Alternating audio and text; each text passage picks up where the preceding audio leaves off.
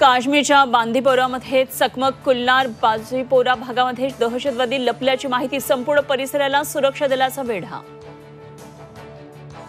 स्फोटामुळे दहशतवादी आसिफ शेखचं घर उद्ध्वस्त, पहलगाम दहशतवादी हल्ल्यात आसिफ शेख सहभागी, सुरक्षा दलाकडून आसिफच्या घराची झडती दरम्यान घरात आढळल्या संशयास्पद वस्तू।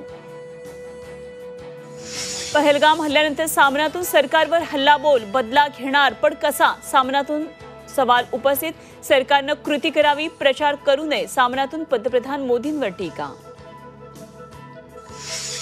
सोलापुरात सहारा ग्रुपची 123 एकर जमीन जप्त, पैसे उकळलेल्या सहारा ग्रुपवर ईडीची कारवाई, आर्थिक घोटाळ्याबाबत ईडीकडून तपास सुरू।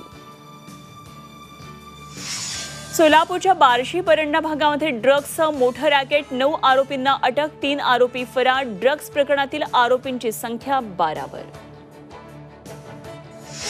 मद्यधुंद अवस्थेत भरधाव कार चालवत पोलिसांना घराजवळ झोपलेल्या व्यक्तीला चिरडलं, कोरेगाव तालुक्यातल्या सर्कलवाडीतली घटना, पोलिसावर कठोर कारवाईची ग्रामस्थांची मागणी।